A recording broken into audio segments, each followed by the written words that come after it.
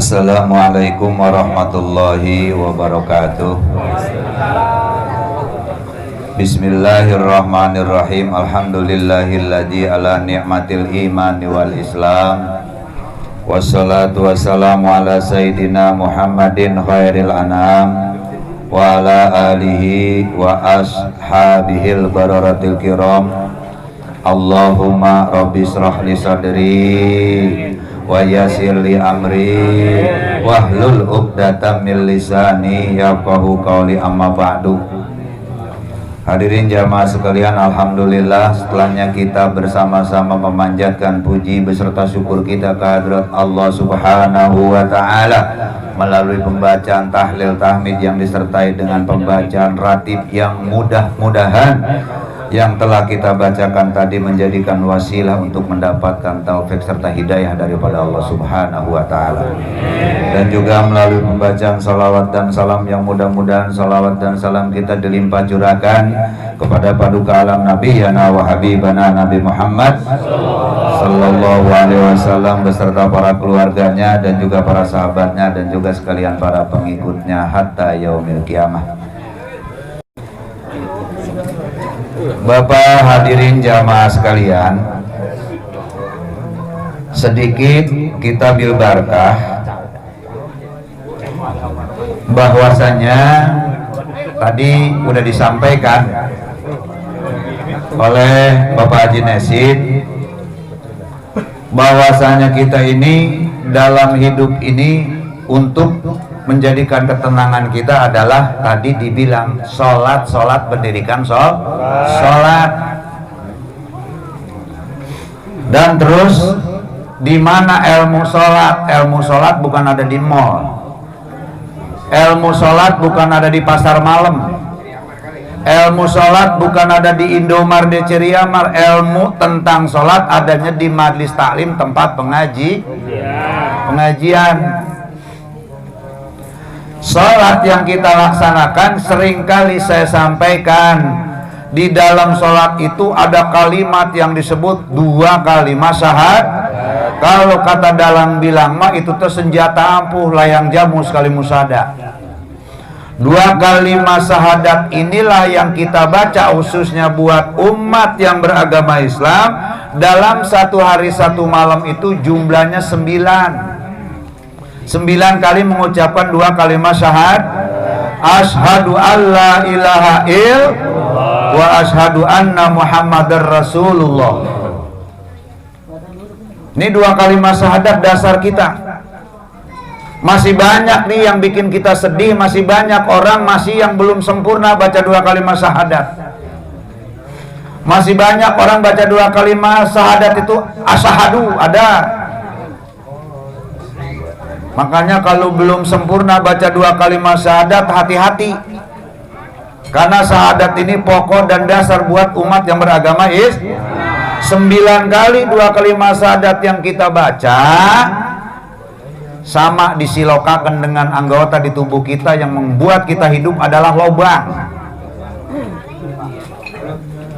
Lobang-lobang di tubuh kita jumlahnya ada 9.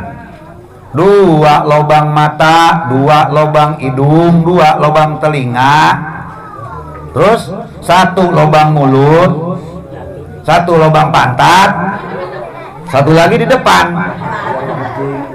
Coba-coba kalau lubang ini salah satunya lubang, salah satu lubang ada yang rapat, gelisah nggak kita dalam hidup? Wow. Karena apa? Hidup kita butuh dengan lubang, karena hidup kita ini asalnya dari lubang. Ya, hidup kita ini asalnya dari lubang. Nah, karena hidup kita dari lubang, bisanya hidup dalam tubuh kita ini kalau lubang-lubang kita lancar. Lubang hidung nggak mampet, lubang telinga nggak mampet.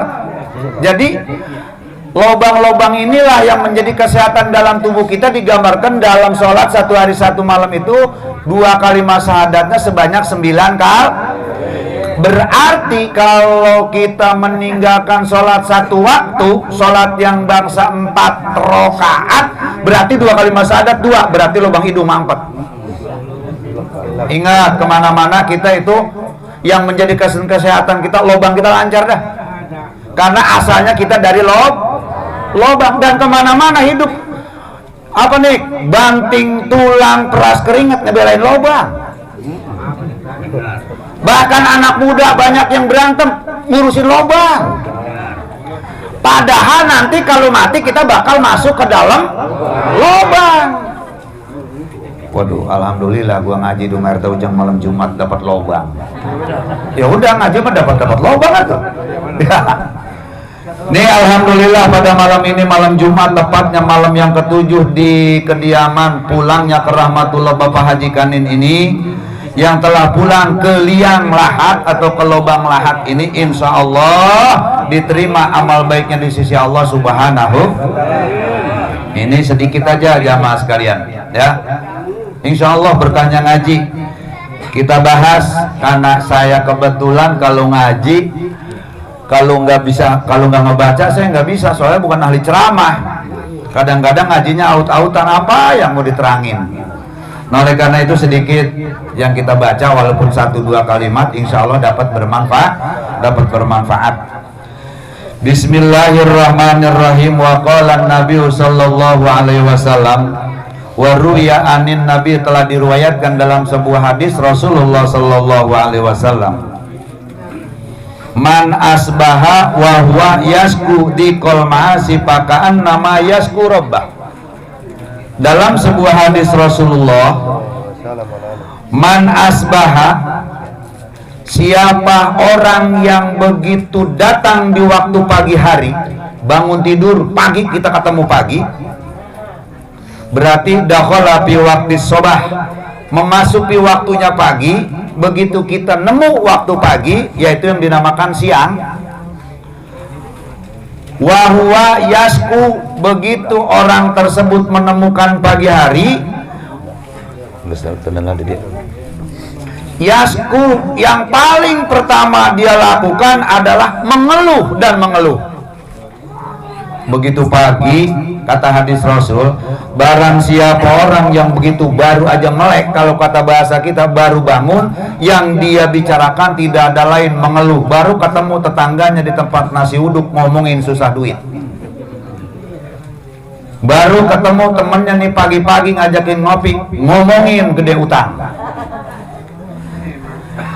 Fahuwa yasku ilan nas, barang siapa begitu datang pagi hari lalu dia mengeluh dan mengadu tentang kesusahannya ilan nasi kepada manusia, pakaan nama yasku rabbah, maka seolah-olah dia sedang mengeluh kepada sang pemilik rezeki. Siapa yang pemilik rezeki? Itu adalah Allah Subhanahu. Nah ini, sedangkan yasku namanya sikayah. Sikayah ini bahasa Arab artinya ngeluh. Sedangkan fa'innaha, barang siapa yang asyikayatu ila Allah, barang siapa yang mengeluh illa ilallah, kecuali bukan kepada Allah, yaitu ngeluhnya kepada manusia, fa'innaha min jumlatid du'a, keluhan kita akan menjadikan doa. Begitu melek kita ketemu teman ngomong, waduh gua mah lagi susah banget duit, susah sampai sore pak, keluhan kita jadi waduh ini bagaimana ini Pak Haji Nasin, ini saya main urusan kesini mentok, padahal baru jam 6 pagi, beri makan uduk ngomong di depan warung, sampai duhur masih mentok, asar masih mentok. Kenapa? Allah itu tergantung sangkaan manusia. Jadi sedangkan wasikayatullah taliku illa ilallah, barang siapa yang mengeluh tentang kesusahan kepada manusia bukan kepada Allah, fa innaha min jumlatid du'a, maka itu adalah bagian daripada doa. Jadi kesusah kita siapa yang ngedoain? Kita sendiri. Percaya nggak kalau Allah itu tergantung sangkaan kita? Contoh begini dah, bapak mau pergi nonton dangdut ceritanya gerimis, keluar tangan dikit, ya gerimis. Ntar kira raat bener, pergi nonton dia, raat bener tuh hujan. Bapak mau pergi ke masjid ngaji, ya gerimis, ntar gede hujan, tidur kagak ngaji. Jadi Allah itu tergantung sangkaan. Nah, oleh karena itu, amma syikayatu ilan nas, barang siapa yang mengeluh tentang kesulitan, tentang masalah problema pribadi, ilan nasi, mengeluhnya kepada manusia, fahiya min alamati adamir ridho, maka itu tergolongkan tanda-tanda orang yang tidak meridhoi bikismatillah, dengan bagian daripada Allah Subhanahu.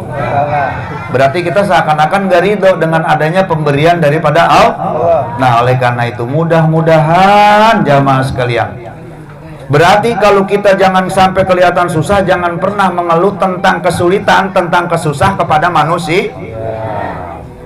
Ini mah nggak punya duit, CRT tahu semua. Jadi yang paling bagus itu kesulitan apa yang ada pada diri kita itu harusnya kita sembunyikan, agar supaya Allah melihat kepada hambanya walaupun sedang susah, ternyata dia mah tidak pernah mengadu dan mengeluh kepada manusia.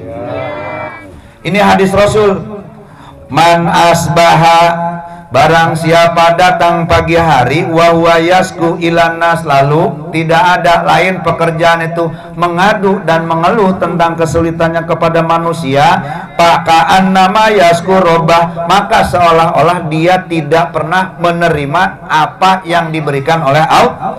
Sementara wasikayah ilan nas, barang siapa yang mengadu kepada manusia, illa illallah, tidak kepada Allah, fa innaha min jumlatid doa, itu bagian daripada doa. Makanya ucapan itu doa.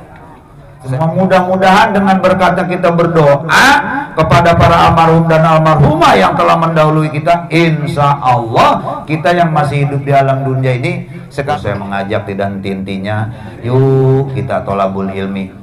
Banyak sekalian sekarang majlis taklim, mohon maaf, saya juga bukan menggurui, sama-sama kita ngaji dengan kitab, sama-sama kita membaca hadis. Insya Allah dengan bacanya sabda ulama, hadis Rasul, sedikit-sedikit kita bisa belajar. Kita sama-sama belajar di sini mah, nggak ada yang menggurui, nggak ada yang pintar, semuanya kita bodoh. Semuanya kita sedang membutuhkan keriduannya Allah Subhanahu. Nah, mudah-mudahan jamaah sekalian sedikit dan sekilas yang dapat saya sampaikan ini semoga menjadikan motivasi bil khusus kepada keluarga yang almarhum yang baru saja pulang ke rahmatullah. Mudah-mudahan diberikan kesabaran oleh Allah, diberikan ketabahan oleh Allah, dan mudah-mudahan ke depan selalu senantiasa diberikan taufik, anak dan cucunya mudah-mudahan selalu terus dan terus mendoakan kepada orang tuanya yang sudah pulang ke rahmatullah. Amin ya robbal. Alhamdulillah pada malam ini kita diadakan pengajian seperti inilah pengajian ya. Jadi saya mengajak kepada jamaah, yuk kita ngaji. Ngaji teh bahasa Jawanya itu ngaraksa jiwa. Kalau orang udah nggak pernah ngaji, jiwanya nggak kejaga.